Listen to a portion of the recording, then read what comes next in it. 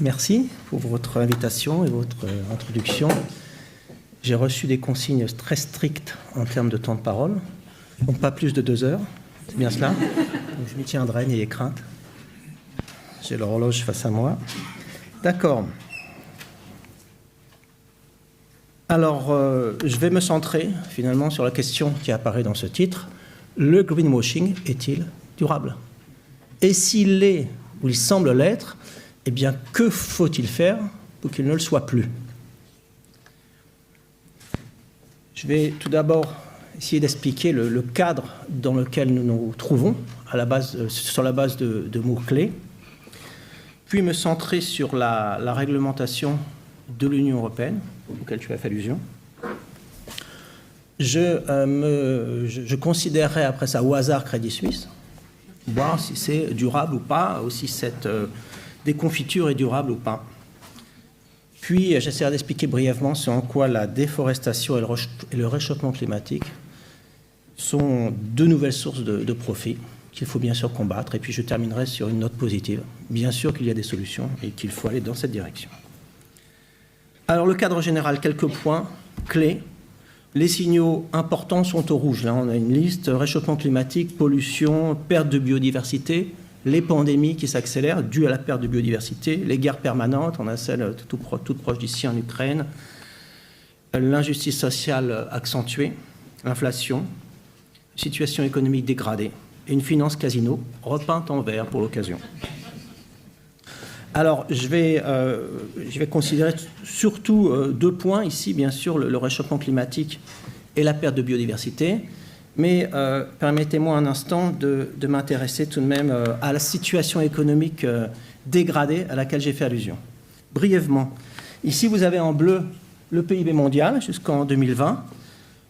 En orange, toutes les dettes, publiques et privées, qui correspondaient juste avant la Covid à environ 300% du PIB et qui, il y a un an, je ne dis pas après la Covid parce qu'on ne sait pas où on en est exactement, mais un an après, correspondait déjà à 365% du PIB. Quel est le paradigme dominant en économie? Générer la croissance pour essayer de rembourser les dettes et augmenter le niveau de dette pour générer de la croissance. Manifestement, ça ne fonctionne pas, puisque vous voyez sur ce graphique que les dettes augmentent plus rapidement que la croissance. Ce n'est pas de l'idéologie, c'est un fait. Donc, augmenter les dettes pour générer de la croissance et essayer de produire de la croissance pour rembourser une partie des dettes ne fonctionne pas. Sur cette base, de nombreuses entreprises ou pays sont ou vont être en situation de défaut de paiement. Et vous avez des produits, au hasard en vert ici, qui sont présentés comme des produits d'assurance permettant aux entreprises de se couvrir contre un certain nombre de dangers financiers, très bien. Mais ça ne correspond qu'à un petit pourcentage du total. Le pourcentage dominant est lié à des paris de cette finance casino, justement, sur le défaut de telle ou telle entreprise. Il s'agit de ces produits dits dérivés. Brièvement, la situation sociale, parce que mon point ici, le point important, c'est qu'il n'y aura pas de résolution la question environnementale, naturelle, sans résolution de la question sociale. Donc ici, les inégalités, en termes de revenus, mais en termes de richesse, ça sera la même chose. Que voit-on? Rien. Et rien, il n'y a pas une erreur sur mon graphique, il y a une erreur sociale. Parce que vous avez à peu près 0,0001% de la population ici, avec cette barre verticale. Et puis le reste, vous voyez, j'ai mis sur l'axe ici 3, 4, 5, on pourrait mettre 10 milliards de dollars par an.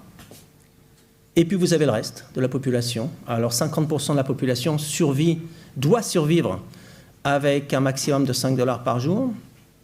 Vous prenez un pays comme le Brésil, salaire moyen 10 000 $, invisible par rapport à quelques milliards par an. En Suisse, prenons une famille, 100 000 francs par an, invisible par rapport à quelques milliards de dollars par an. Au bout du compte, 99,9999% de la population est invisible. Difficile de penser qu'une démocratie peut bien fonctionner dans ce cadre. Un cadre dans lequel ceux qui sont ici, à droite pour vous, peuvent acheter des médias comme nous, un croissant. Alors je donne un exemple brièvement. Monsieur Bezos, très content sur cette photo, on va comprendre pourquoi rapidement. J'aurais pu mettre Monsieur Musk aussi. En un jour, le 20 juillet 2020, sa fortune a augmenté de 13 milliards, je n'ai pas dit millions, 13 milliards de dollars. Cela correspond au double de ce que 1,3 milliard d'Africains ont perçu le même jour. Le double. Ça correspond à environ 10 châteaux de Versailles. Louis XVI était probablement la personne la plus riche à l'époque. Ça s'est mal terminé d'ailleurs. Mais le fait est qu'il avait un joli château et qu'il a fallu environ 50 ans pour le construire. Et là, c'est en un jour que M. Bezos a augmenté sa richesse de 10 fois ce château. C'est inquiétant, c'est dangereux. Alors j'en viens à la réglementation de l'Union européenne. Là, vous avez plusieurs articles.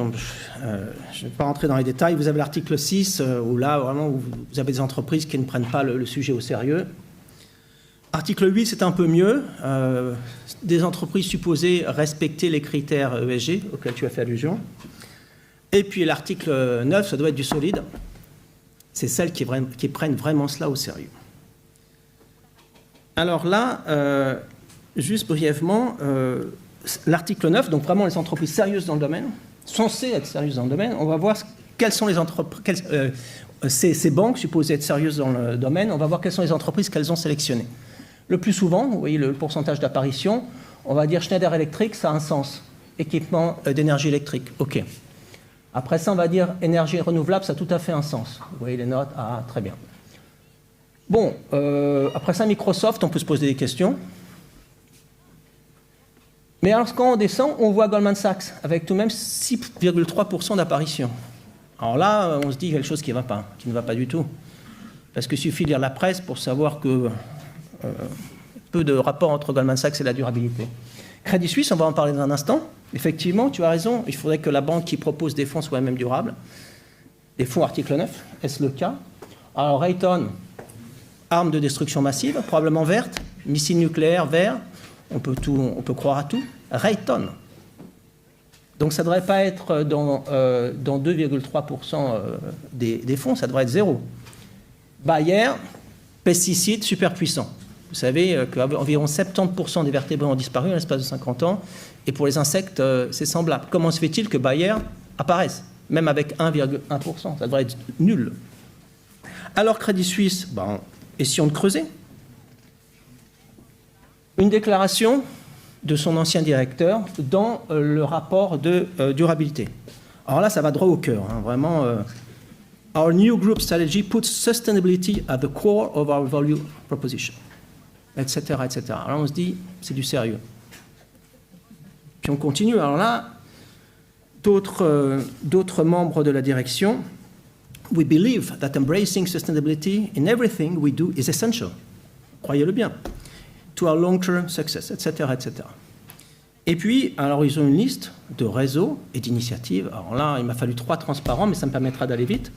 Tout de même, 3 transparents pour les mentionner. Alors là, vous voyez 2030 Water Resources Group, Equator Principles, Fair Initiatives, Green Bond Principles, mais ils ont tout mis là, je crois, hein, c'est difficile d'en trouver en dehors. Principles for Responsible Investment, Roundtable on Sustainable Palm Oil, impressionnant, Sustainable Finance Geneva, bien sûr, Swiss Sustainable Finance, UN Global Compact, donc là on est impressionné.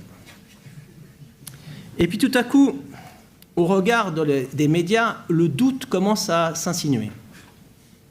Alors là, vous avez le Temps qui apparaît 2 fois, scandale Archegos, Greensill, vous savez ce qui s'est passé. Et puis en bas, un autre article du Temps, les affaires de Crédit Suisse en Bulgarie, avec celui qu'on appelait le baron de la drogue.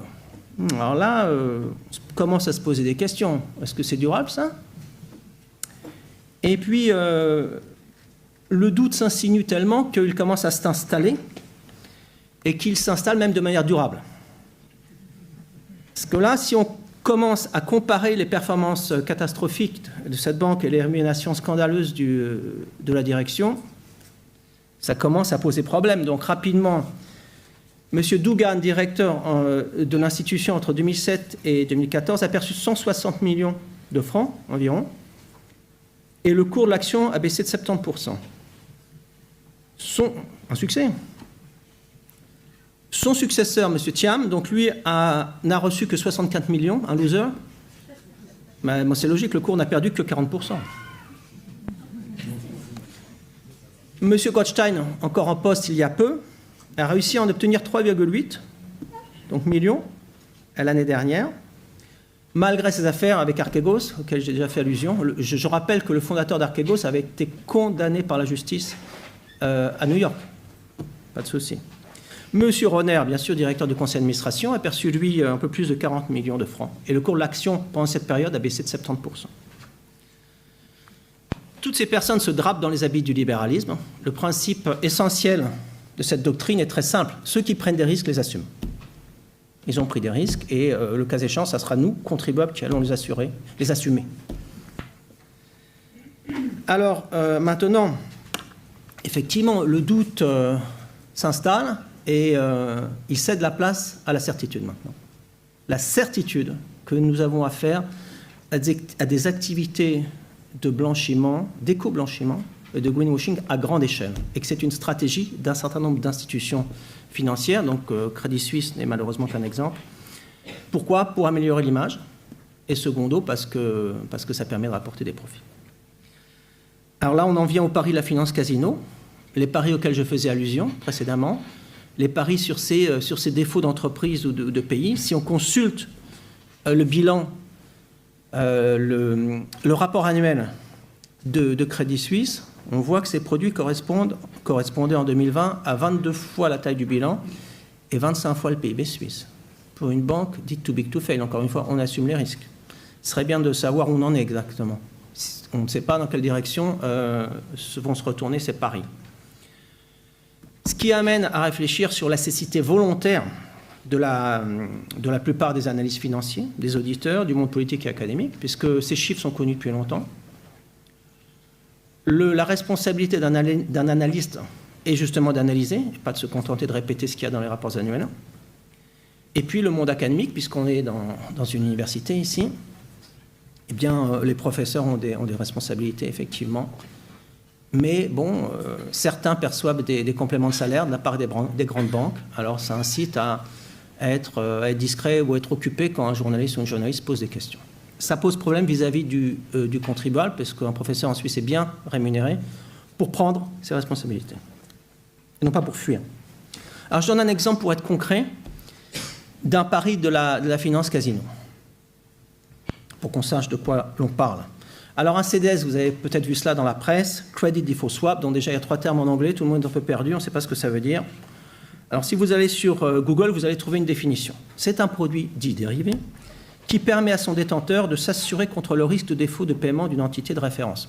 Vous voyez, le langage est sec déjà, c'est pas trop ce que ça veut dire.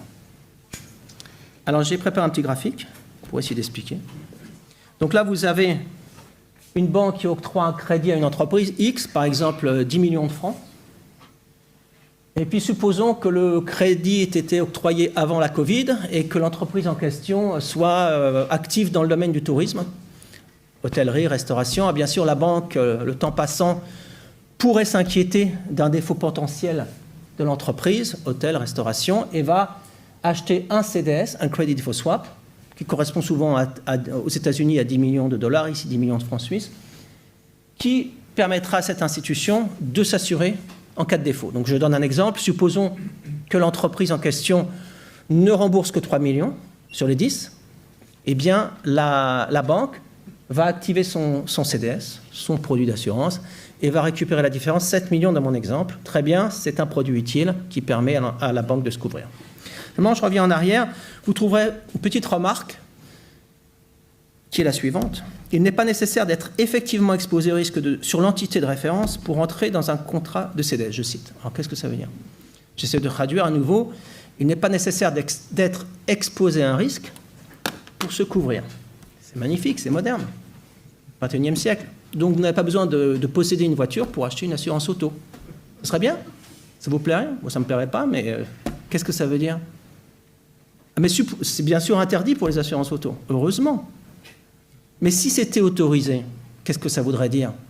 Alors on choisirait dans notre entourage qui? Pas au hasard, bien sûr. La personne qui conduit mal, non, tant qu'à faire.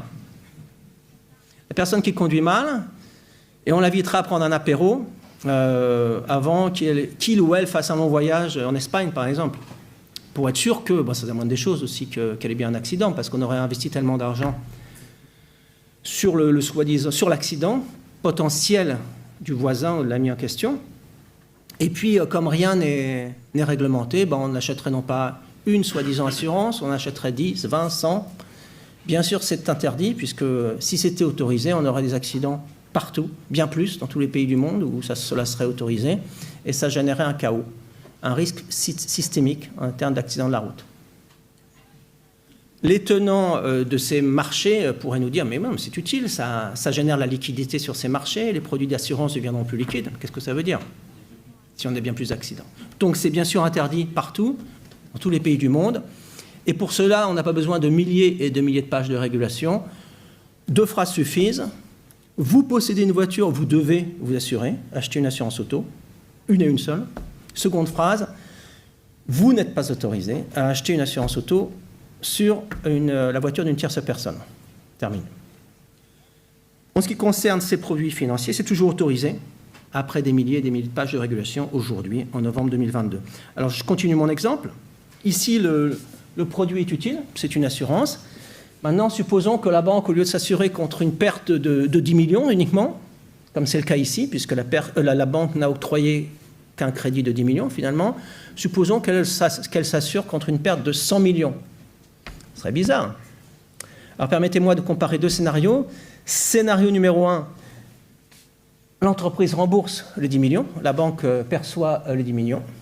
Scénario numéro 2, l'entreprise est incapable de rembourser le total de la dette et ne rembourse que 3 millions. Eh bien, la banque va activer ses 10 supposés contrats d'assurance, ses 10 CDS, et va récupérer 10 fois la différence, 10 fois 7, 70 millions. Je résume, la banque maximise son profit quand son client connaît des problèmes financiers.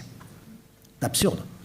N'importe quelle entreprise devrait générer des profits lorsque ses clients en génèrent, pas l'inverse. Alors, au bout du compte, vous avez une autre banque qui intervient dans ce jeu, qui n'a rien à voir avec l'entreprise, rien à voir signifiant qu'elle n'a pas octroyé de crédit à cette entreprise, qui achète des paris. Le système explose à un moment ou à un autre. Et ça a été le cas avec Lehman Brothers, qui est tombé en faillite. Et puis, le contribuable intervient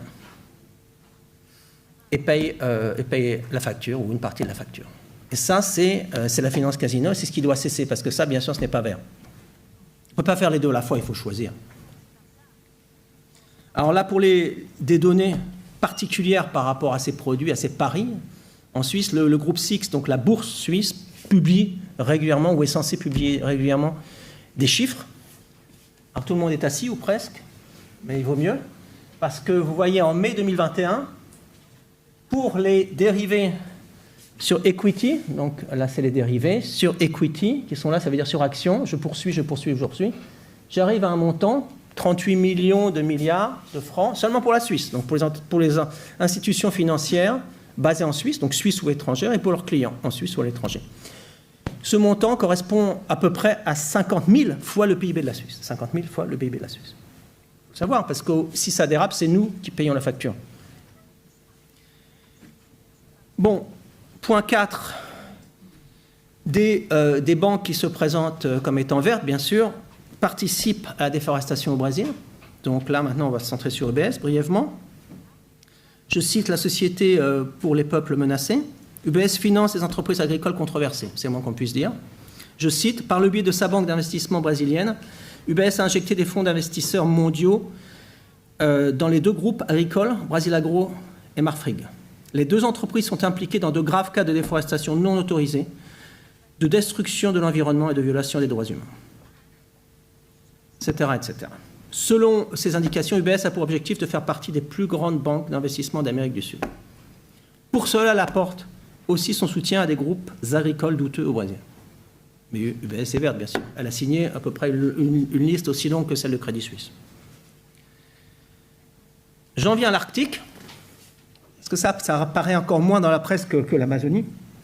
Il y a un étudiant à Zurich en géographie qui fait sa thèse sur les activités en Arctique. Il a accès à des données satellitaires. La nuit, vous voyez autant de lumière au-dessus de l'Arctique qu'à Paris ou à Londres. mais bon, je crois qu'il habite un peu dans l'Arctique, il y a un peu moins de monde qui y habite. Donc c'est dû à quoi? À quoi sont dues ces lumières? Elles sont dues aux activités de forage à grande échelle qui sont financées par certaines banques. C'est le réchauffement climatique. Certains en profitent éhontément. Comme peu de personnes habitent là-bas, il n'y a quasiment pas de couverture médiatique de tout ce qui se passe là-bas. Donc, la question est de savoir quelles sont les banques qui sont actives, qui financent ces forages. Alors, la première, celle qui arrive en haut, c'est JP Morgan, qui a octroyé des crédits à des sociétés comme Shell, Gazprom et Total Energy pour un montant de 18,6 milliards de dollars. Après ça, on trouve Barclays, Citigroup, BNP Paribas, dont on parlait tout à l'heure, qui arrivent en 4e, 6e et 7e position. Et puis, bien, après ça, vous trouvez Goldman Sachs, Crédit Suisse au hasard, avec des prêts aussi qui interviennent. On ne peut pas être vert ou prétendre l'être et financer le forage en Arctique. Il faut que les choses soient dites clairement à un moment ou à un autre. Donc le total de ces financements, de ces crédits apportés au forage en Arctique se monte à 300 milliards de dollars. Et toutes ces banques ont bien sûr des politiques dites de durabilité pour l'Arctique, centrées sur l'Arctique. En ce qui concerne les investisseurs, d'autres types d'investisseurs, on trouve bien sûr BlackRock, Amundi et Vanguard. Donc toute l'équipe est là. Alors, il a été mentionné, il est mentionné parfois, et c'est une discussion qu'on a avec le WWF, que l'hypothèse que la procédure suivante serait une solution, considérer la nature comme capital. Donc ça revient à mettre un prix aux espèces, à la nature. Je suis convaincu que ce n'est pas la solution. D'abord, pourquoi? Donc ça veut dire considérer la nature, finalement, en termes d'utilité pour nous. Mettre un prix aux espèces. Alors on va dire, bon, pour les abeilles, c'est facile, elles produisent du miel. Très bien. Alors qu'est-ce qui va être fait? On va calculer la valeur du miel produit chaque année. Très bien. Les ours polaires, qu'est-ce qu'on va dire? Sont de gros paresseux, on n'a pas besoin d'eux, ça ne sert à rien. Qu'est-ce que ça veut dire, cette approche? Et puis, est-ce qu'on se pose une fois la question de savoir quelle est notre valeur, nous, humains, par rapport aux autres espèces, alors qu'on les détruit à grande échelle? L'essentiel est bien de comprendre que ce qui a de la valeur n'a pas de prix. Alors, vers de nouveaux, je serais même à l'heure, vers de nouveaux modèles sociétaux, économiques et financiers, bien sûr, mais c'est urgent. Il faut sortir de l'impasse actuelle et vite. J'ai mentionné en introduction cette longue liste de graves problèmes. Le système actuel ne semble pas apte à les résoudre. Soyons clairs. Donc il faut changer de paradigme, il faut changer de manière de fonctionner, et rapidement. Pas en 2050, c'est maintenant que ça se joue. Diminuer la consommation d'énergie et vivre de manière sobre et respectueuse de l'environnement, bien sûr. Parce que beaucoup font allusion aux solutions technologiques. Les moteurs s'améliorent, on va utiliser des voitures électriques. Je vous cite brièvement quelques chiffres. Il y a environ 40 ans, il y avait environ 2,3 personnes par voiture. Aujourd'hui, c'est 1,5. Le poids d'une voiture, 700 kg environ, il y a 40 ans, maintenant 1,4 tonne. Alors la question n'est pas de rouler en Tesla. La question est de savoir qu'on peut marcher à pied aussi, qu'on peut vivre de manière sobre, qu'on peut utiliser des transports en commun. On peut faire beaucoup de choses sans ces voitures-là. Réduire les inégalités sociales, c'est évident. Et vite. Et changer de paradigme, ne pas confondre l'être avec l'avoir, parce que c'est ce qui est souvent enseigné dans les cours d'économie et de finance à Genève, à Lausanne, à Zurich, où vous voulez. Pour conclure, je reviens à ma question initiale. Le greenwashing est-il durable? Il semble l'être, mais il faut tout faire pour qu'il ne le soit pas. Donc c'est à nous, citoyens, de générer des initiatives, de questionner les responsables politiques locaux pour savoir ce qu'ils font précisément pour lutter contre ces problèmes. C'est à nous, contribuables, de vérifier comment sont utilisés nos impôts. C'est à nous, professeurs, de prendre nos responsabilités. C'est à nous, étudiants, d'exiger du corps professoral qu'il adapte ses cours et qu'il ne ferme pas les yeux et se bouche les oreilles. Merci pour votre attention.